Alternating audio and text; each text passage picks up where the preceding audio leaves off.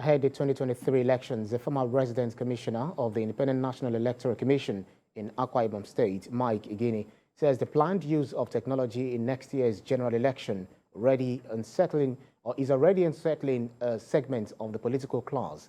He stated this at an anti-corruption situation room organized by HIDA Resource Center in Abuja. Our correspondent Celestina Area reports on this.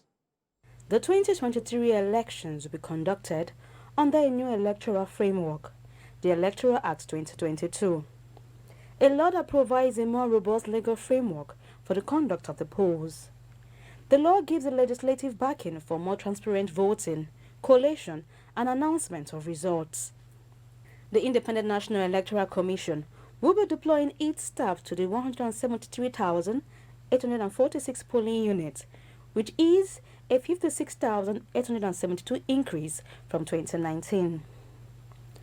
Unlike the 2019 election, which had 73 presidential candidates, the 2023 general election will feature just 18 candidates with 4 major contenders. They are Atiku Abubakar of the People's Democratic Party (PDP), Bola Tinubu of the APC, Peter Obi of the Labour Party, and Rabiu Kwankwaso of the New Nigerian People's Party. The Nigerian presidential elections are a numbers game, with the successful candidates looking for a majority of total vote, plus at least 25% of the vote in 2/3 of the states. To ensure a peaceful and successful election, an anti-corruption situation room has been organized by the Human and Environmental Development Agenda. This 27th ACRS is being organized in collaboration with the Human Rights Commission and Women Advocate Research Documentation Center. It is to outline the roles of CSOs in the upcoming election. For a party, a government, to move from a ruling party to another party within 1 week or 2 weeks, those things happen and all that. With the kind of system we used to have before, there was no way that guy would have made it. But it was the system that came to the rescue of the will of the people. So this is what has changed the situation right now. The level of involvement of security operatives in the Nigerians' elections is a key yardstick for measuring the country's determination to ensure an election free from votes buying and selling, as well as other forms of electoral malfeasance. But added to this is the fact that the country, in recent times, have been faced with security threats.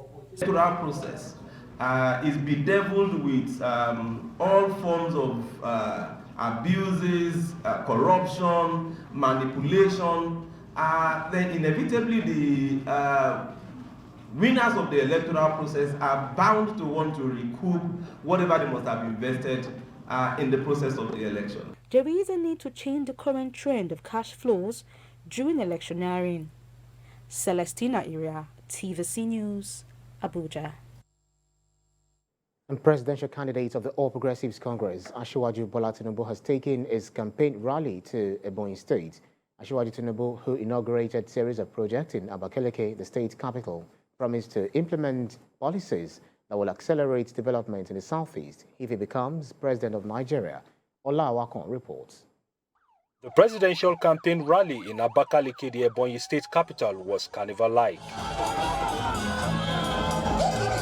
The stadium was filled with supporters who gathered to show solidarity to the APC presidential and governorship candidates.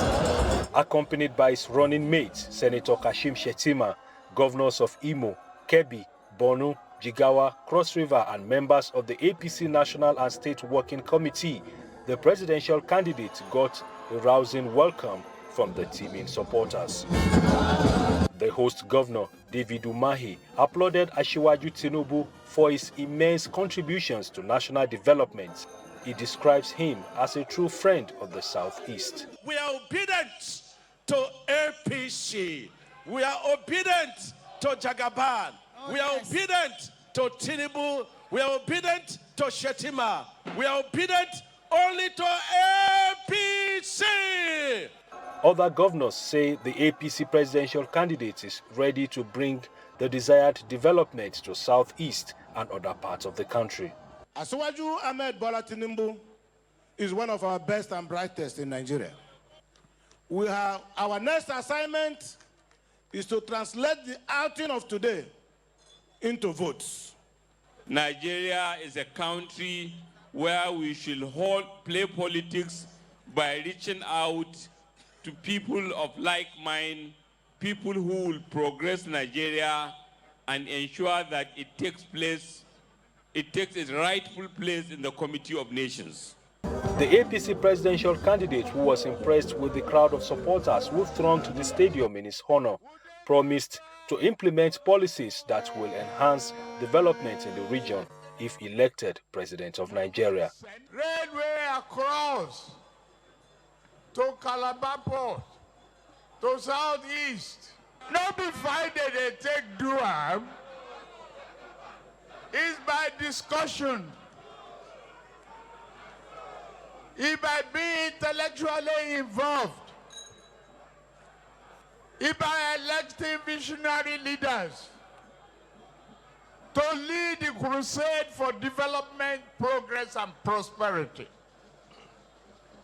You will have it in me.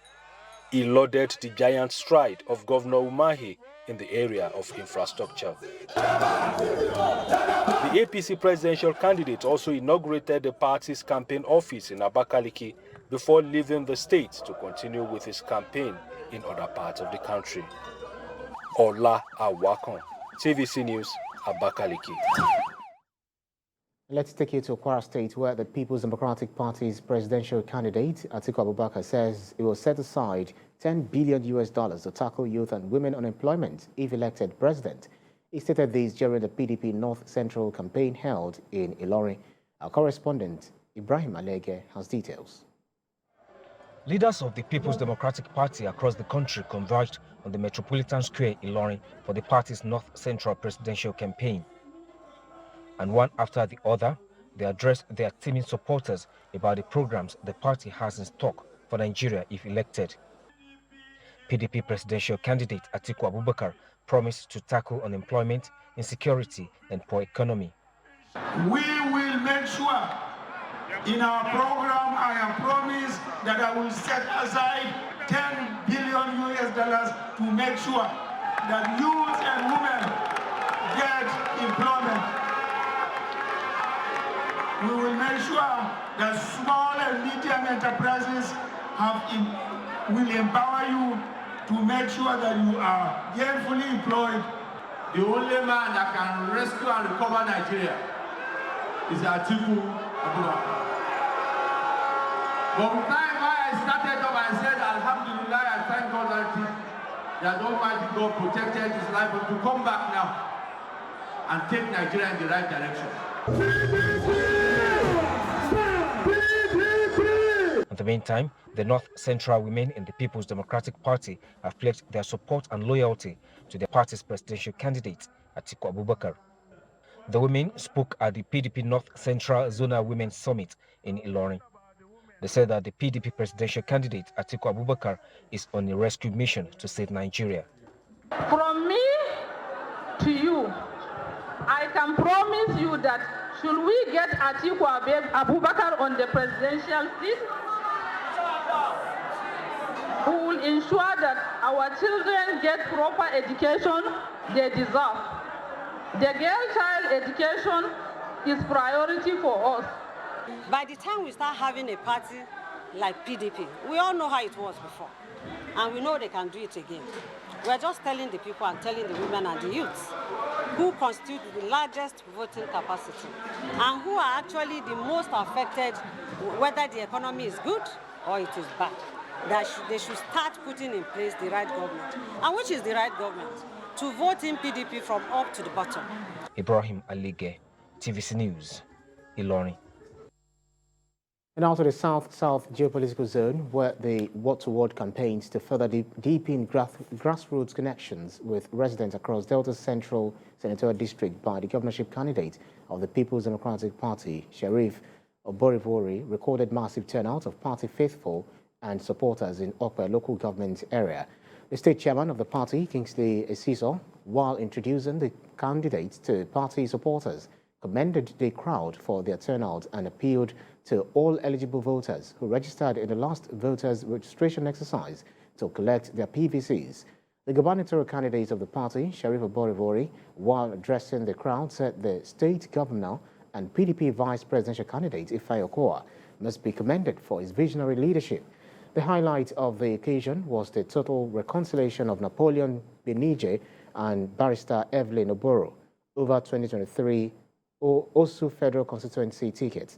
Mr. Agbedeje assured party faithful that they would approach the courts to quash his lawsuit against Mr. Oboro and also to collapse his political structure to project a candidacy and victory in 2023.